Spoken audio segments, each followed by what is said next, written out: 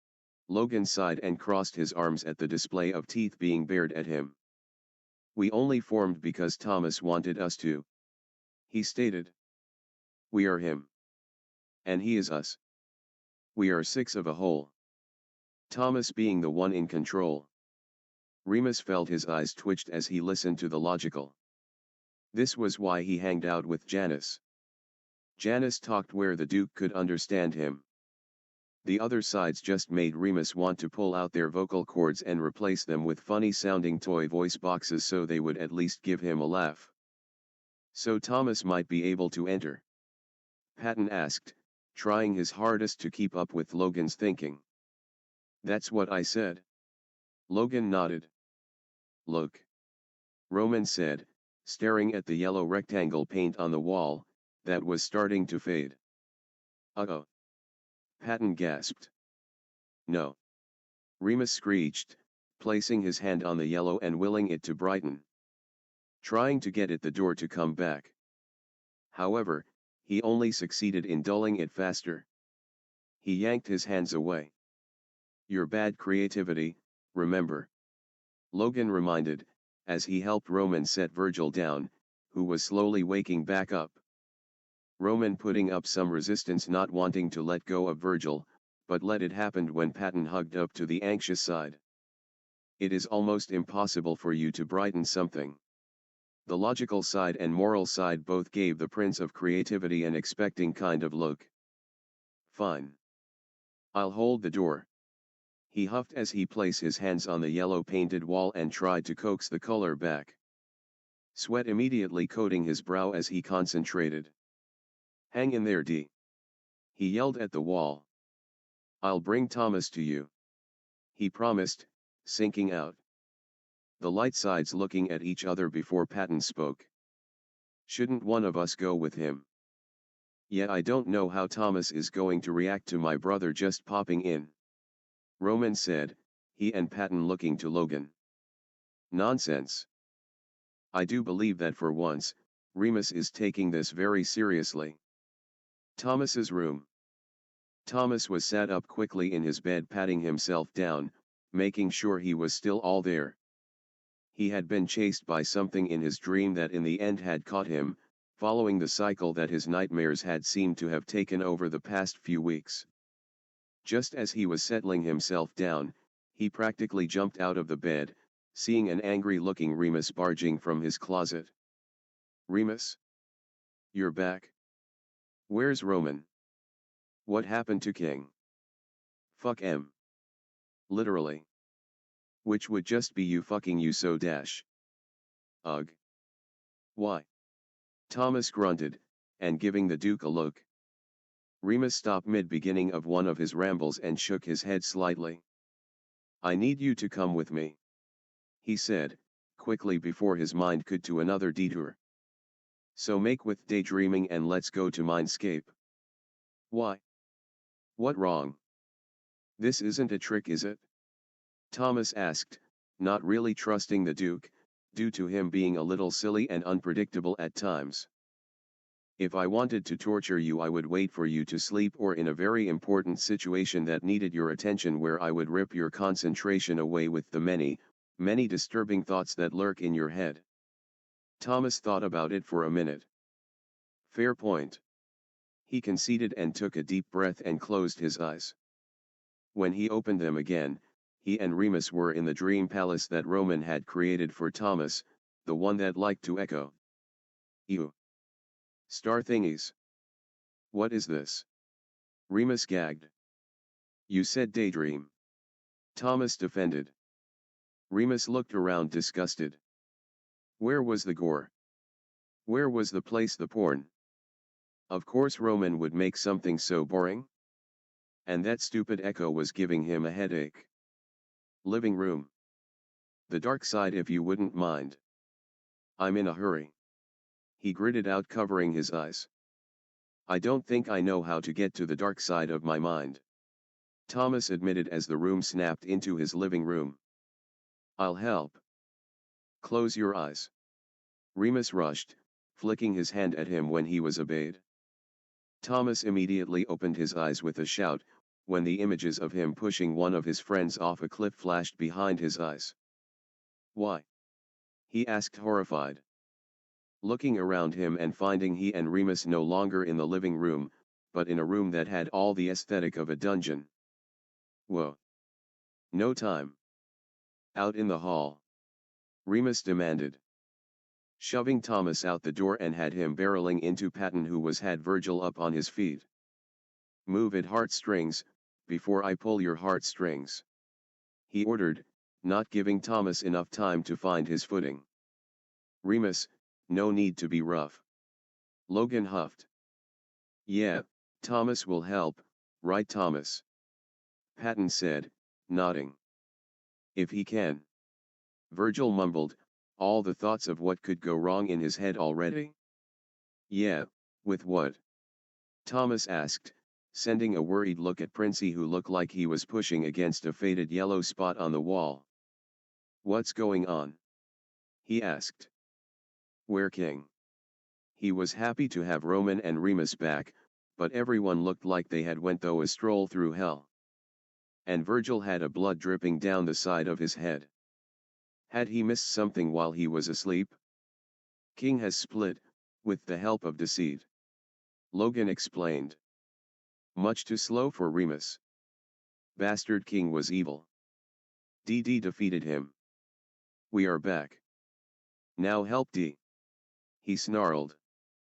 "If you ever want the nightmares to stop, I can make them worse if I have to," he threatened, eyes flashing green. Okay. Of course I'll help. But where's his room?"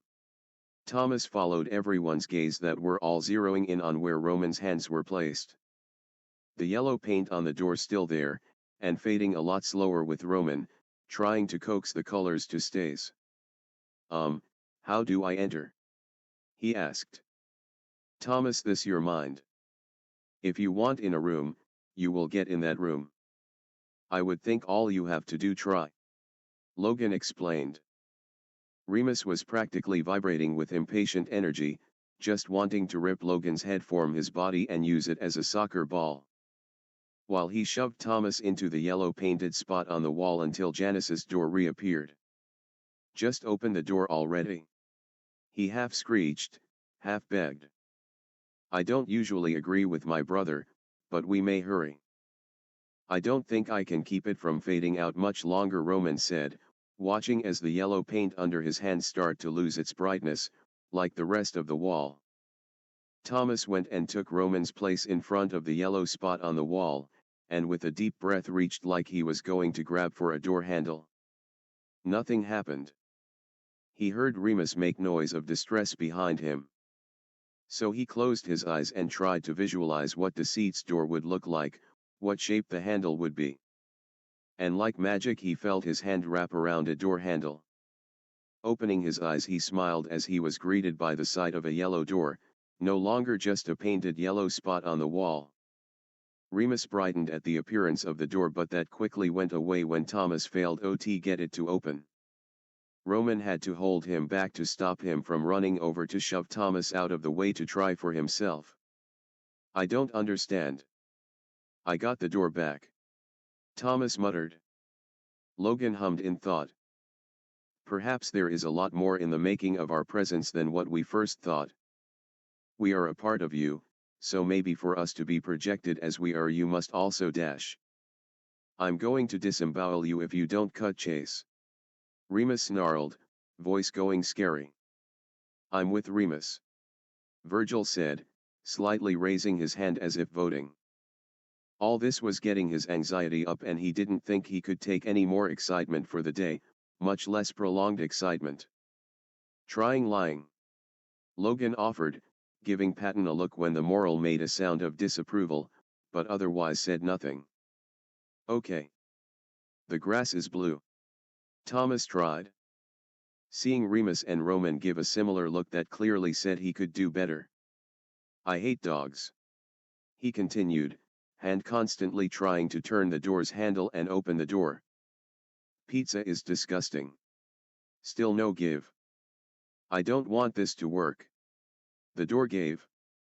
as soon as he saw the door open under Thomas's hand. Remus pushed past and looked hurriedly around the room and was glad to see the room reconstructing itself. Around the bed that held his snake. Jan. He smiled, wanting to jump in the bed and hear his snaky fiend hiss in irritation at him. But he refrained. The way the covers were bunched up in the bed, he couldn't tell if Janus was still a literal snake, or human. Thomas stepped in the room but no further from the door, not wanting to offend the lying side, in case he didn't want anyone in. The light sides respectfully did not step foot in the room but watched from out in the hall. "Is he okay?" Thomas asked, watching as Remus dug through the mountain of blankets. The room was starting to warm up faster when the heating lamp started turning on. Remus didn't answer.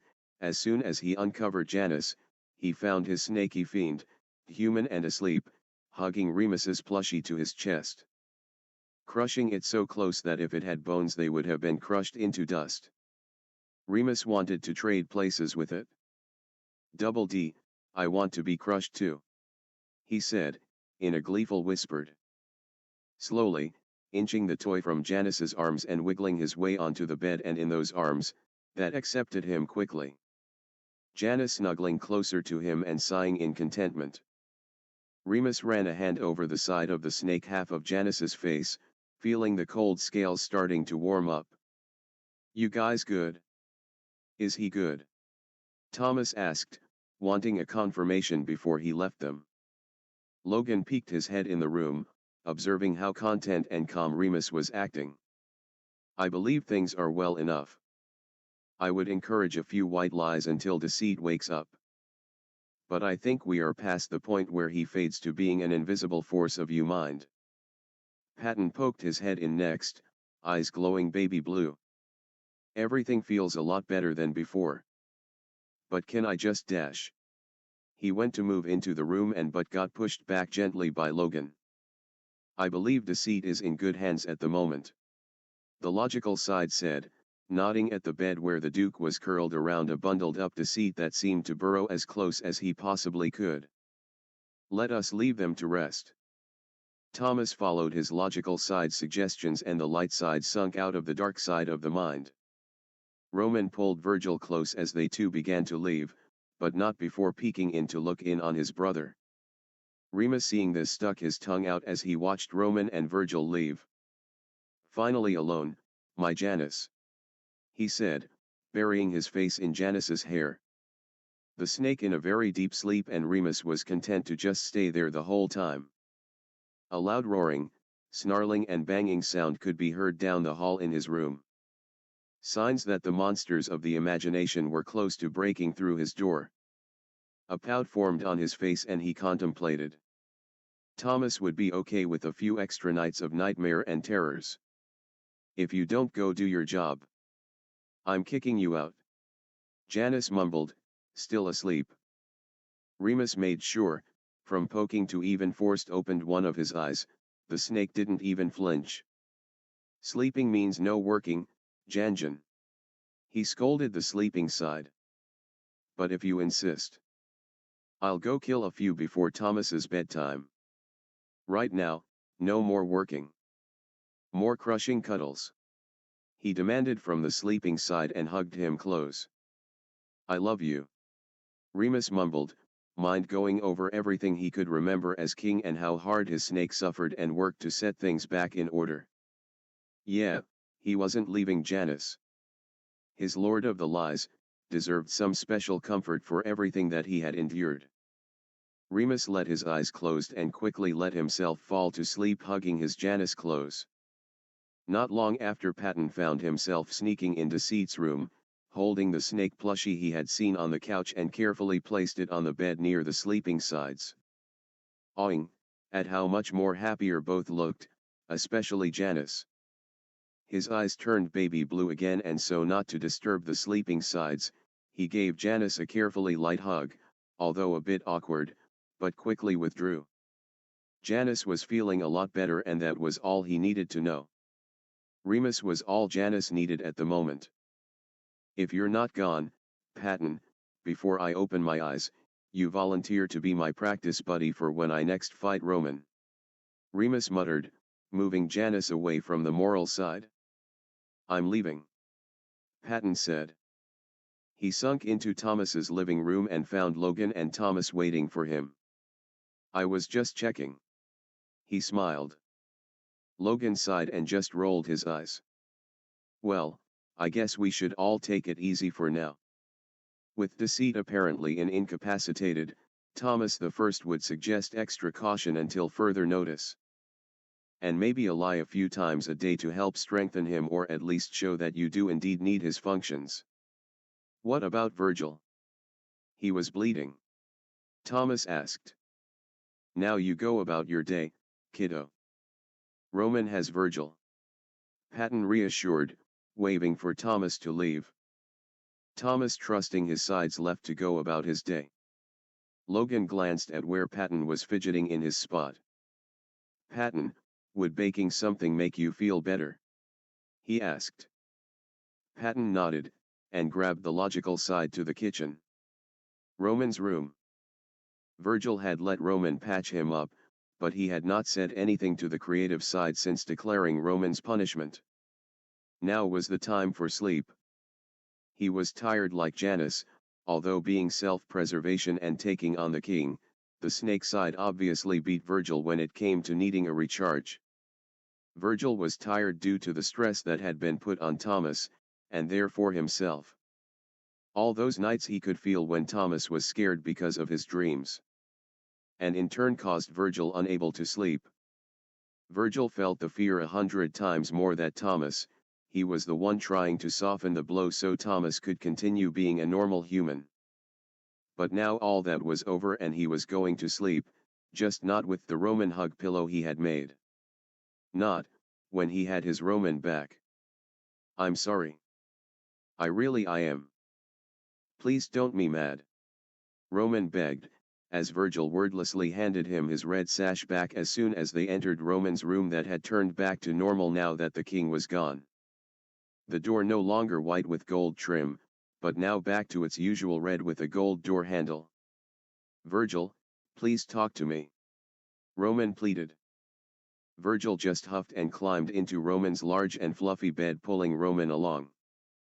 Positioning them, so that he was laying on top of Roman and hugging his arms around his chest.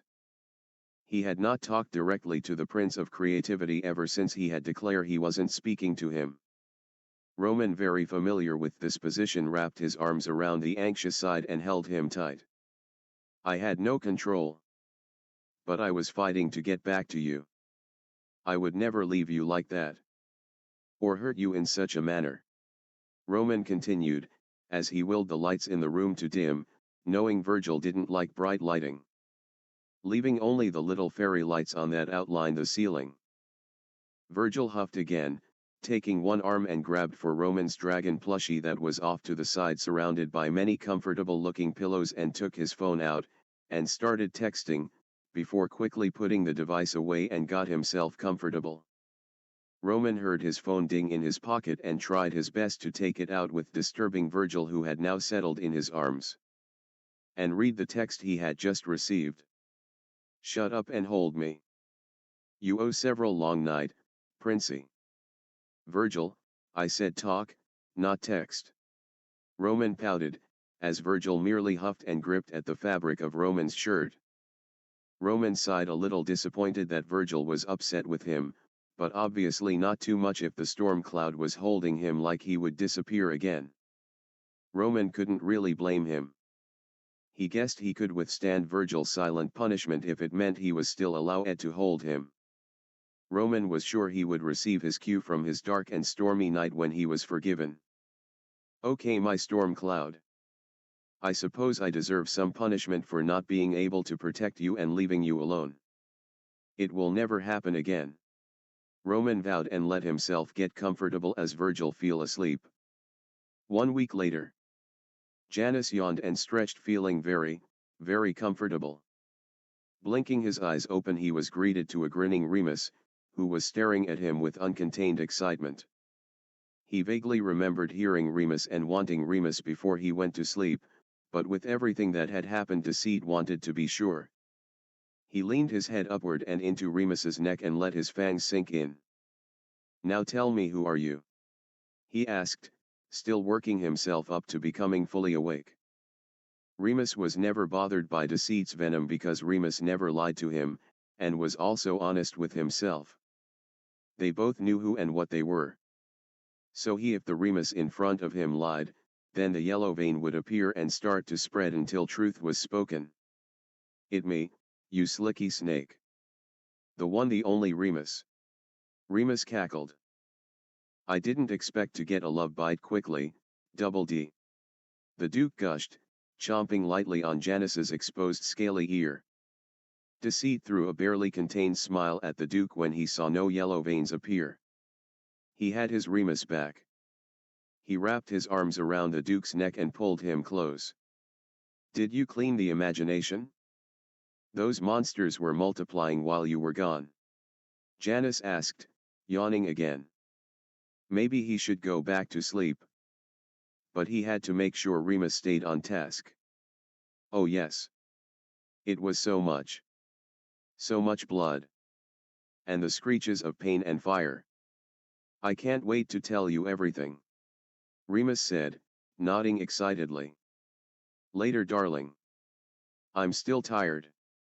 Janus yawned, taking Remus's word for it. However, he blinked his eyes open when he felt something settle on his head weirdly, to find the brim of his hat slightly tilted in his face.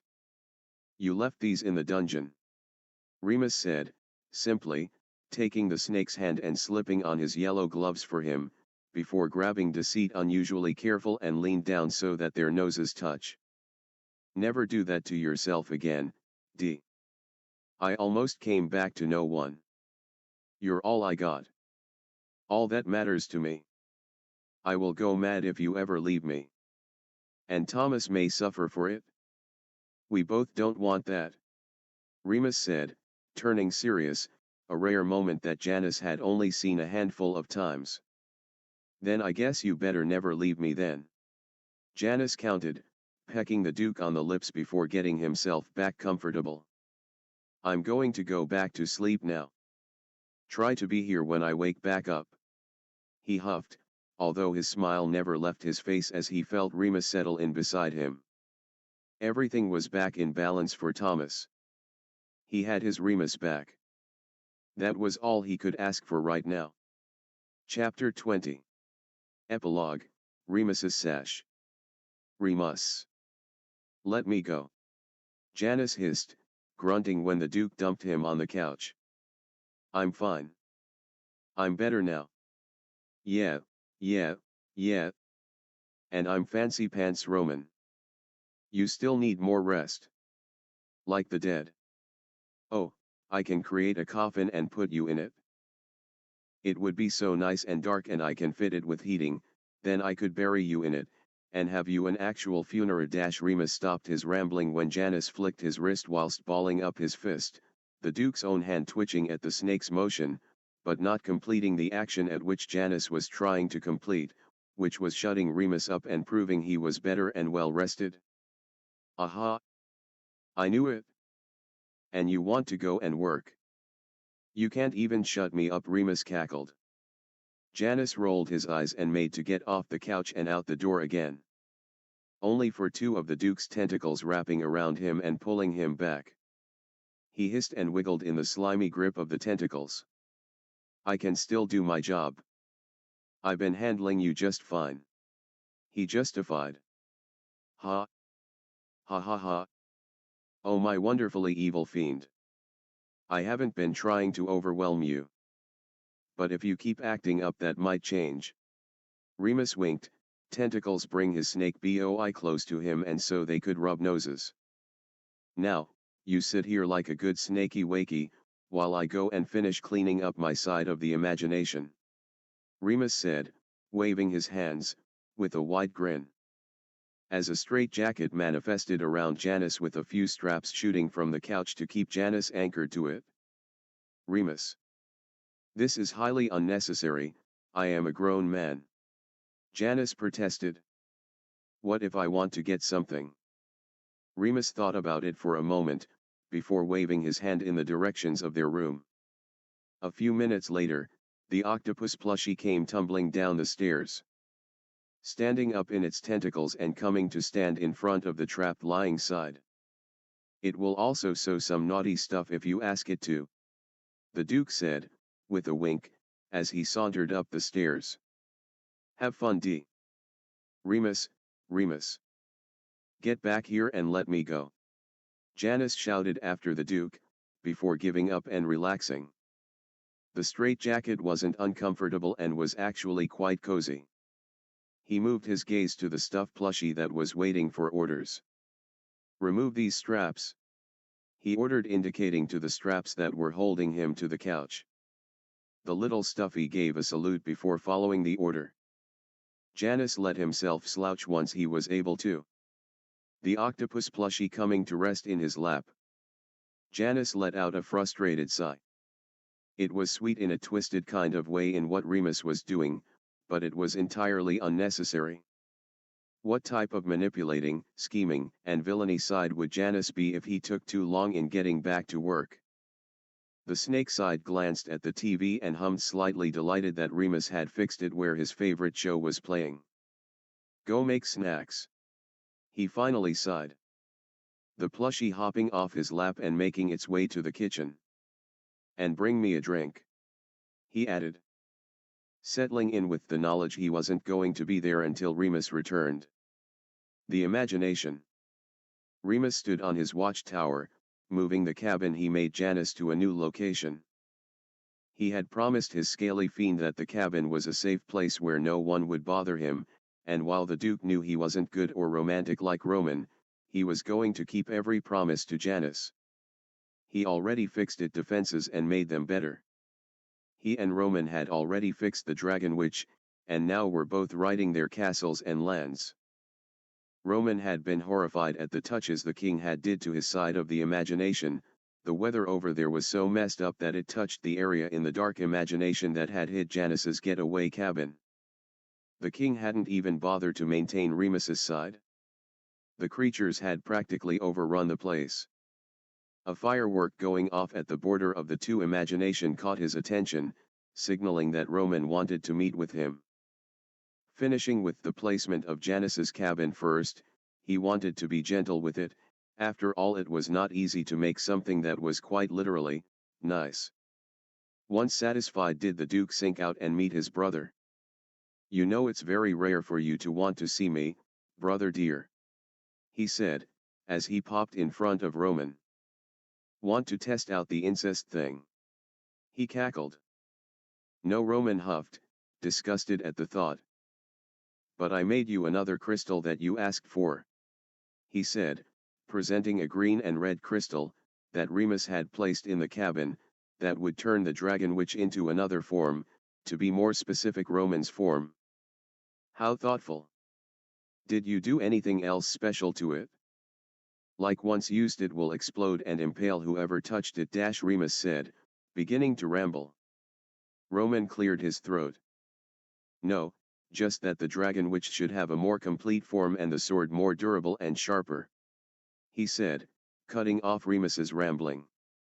So, how is he? Roman asked, turning his head away from his brother, so he could hide the worry that had been bothering him ever since he noticed Deceit had been trying his hardest to save them. Even helping Virgil and saving Patton.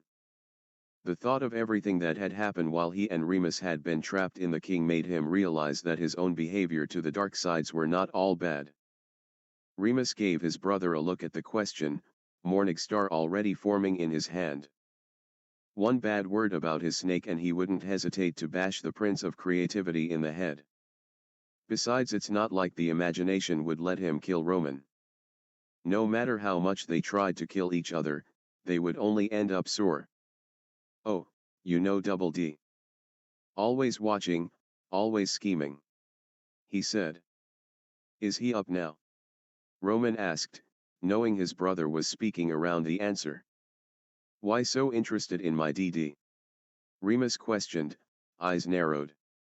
I'm not. Virgil is worried about him, Roman answered. It wasn't a total lie. Virgil was worried, so was Patton, Logan, and Thomas. Remus let the morning star disappear.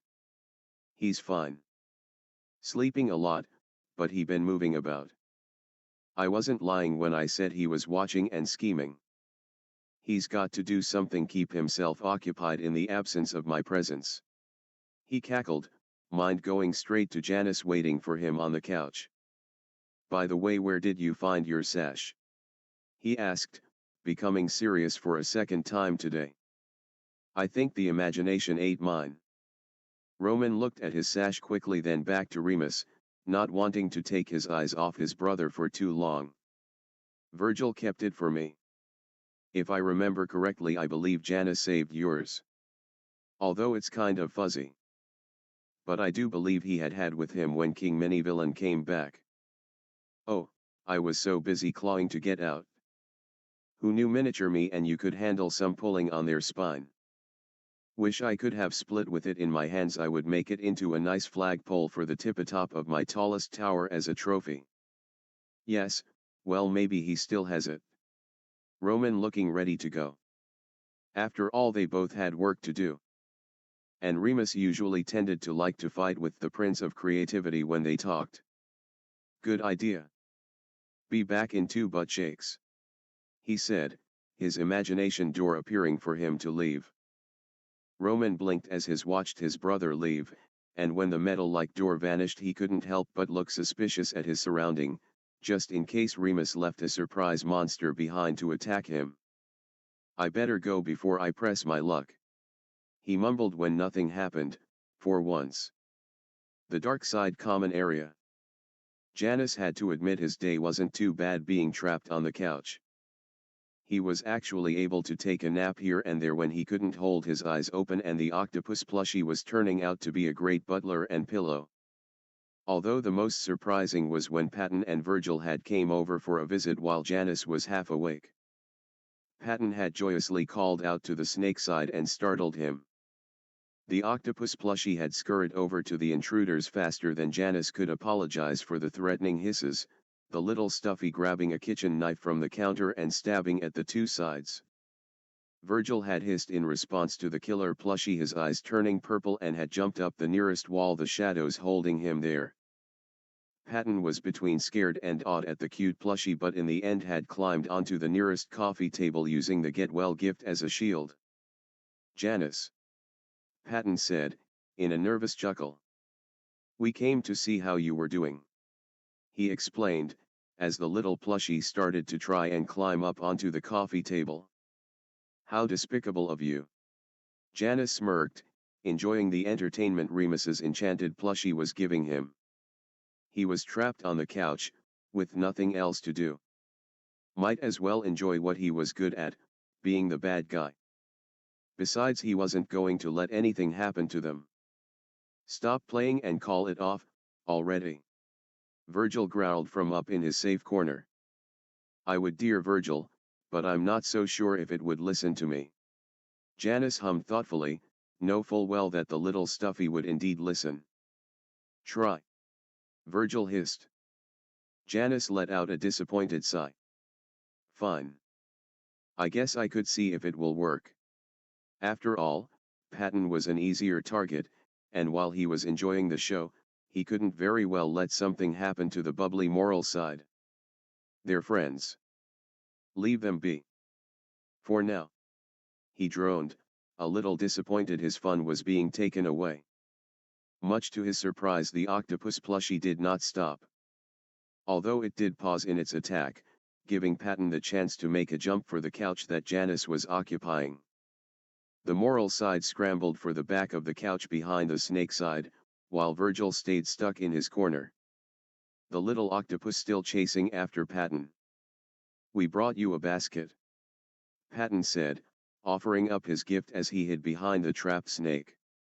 If only I had the hands to take it. Janus said, with a roll of his eyes. Though he appreciated the thought. A cackle from the stairs pulled their attention to a laughing Duke. The little octopus plushie collapsing now that Remus was back. Well, look who stumbled in the wrong side of the mind, Double D. he said, coming all the way down, his morning star resting against his shoulders. Now you two wouldn't be here to bother my snake, would you? That would be just dirty of you, when you know he's not his strongest right now, he said, grin wide and showing more teeth than normal. Janus rolled his eyes, but didn't stop Remus from his villainy, rambling to the light sides. The more the chaotic let out some energy and the more calm he would be later. And since Janus wasn't in peak condition and Remus had been trying to be careful and caring with the snake side, Janus figured he could let him have this moment and be the hero for a moment. Such an unmoral thing to do, Daddy Patent Pants. Remus chuckled, as the moral side whimpered, and gasped at the accusations. Remus, that's enough. Virgil scoffed as his shadows disappeared and he was back standing on the floor. Patton wanted to check up on him. That's all. Why? Tired of good Angel Timothy spouting little lies to help strengthen Deceit? Afraid he might become too strong. Remus chuckled, stalking closer to where Janus was sitting on the couch, where Patton was literally burrowing behind the snake side for protection. I wouldn't but, I Deceit. Patton scrambled, settling on asking the snake side for help. I think you played with your food long enough, Dookie. Janus said, deciding that Patton at least couldn't take Remus's teasing anymore. They probably, though the Duke was being serious, not that he could blame them. Remus could be a very good actor just like Roman at the best of times. They couldn't handle you anyway. And just like that, Remus's vicious grin turned more goofy than anything. OPOO. So boring. What do you want anyway? You're stopping me and D from having fun. Deceit trapped in a straitjacket equals fun? Virgil asked, while Patton crawled out from behind Deceit and over to Virgil, leaving his get-well gift sitting beside Deceit on the couch. The most fun. Remus said, clapping. Now get out. He smiled, eyes going wide with promise. Patton and Virgil looked at Deceit, who was merely gave them a blank face, looking to Remus, whose eyes were glowing green first before answering. Yeah, he means it this time. Shoo. He finally shrugged. Once the light sides were gone, did the straitjacket vanish and Janus was able to stretch his arms, although they weren't stiff or anything. Remus really had made sure he stayed comfortable the entire time. Finally. The Duke said, letting himself fall onto the couch, head in Janus's lap. Killer toy? Janus asked, placing a yellow glove in the Duke's hair, playing with the pieces that were silver in color. I was in a Chucky mood. Remus smiled, enjoying the petting. How horrible. Janus said, a tiny smile forming before he started yawning again. Remus reached up and pulled the tired snake side's face down and ran a hand over the scales on the one side of his face, knowing Janus loved having the scales touched, since Remus's hands were so warm and felt so good to him. The serpentine eye drooped even more at the touch. Remus stared into the tired brown and serpentine eyes, the eye contact never failing to slow his many, many thoughts that were always flying around in his head. Jan? He asked, letting the snake side pull away, and back to staring at the moving picture on the TV. Did you keep my sash? Janus blinked, and found himself wake up slightly. It was time for another nap, since he was still low on energy. No. I certainly didn't keep it in my pocket the whole time for comfort. H admitted, hand reaching to pull out the folded green sash. A light blush forming on the human half of his face. Ew, I didn't know you cared that deeply, my scaly fiend. Remus giggled. Don't call me sentimental. Janus huffed, letting his upper half fold over onto Remus's stomach and folded his arms to cradle his head there. Deciding the Duke was his chosen pillow till he awoke again. Remus let him, setting his sash to the side as he grabbed for the get-well basket the light sides had brought, ripping into the basket and to the baked goodies inside. I think Virgil snitched on what our favorite treats are, Janny. The Duke said, finding some flavored deodorant, muffin, cake, and cookies.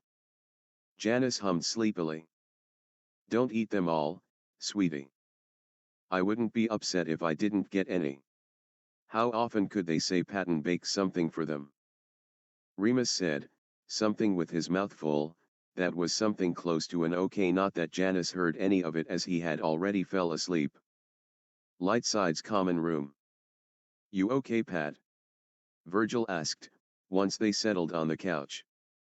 Logan was reading and Roman was still gone in the imagination. Thomas was there waiting on them.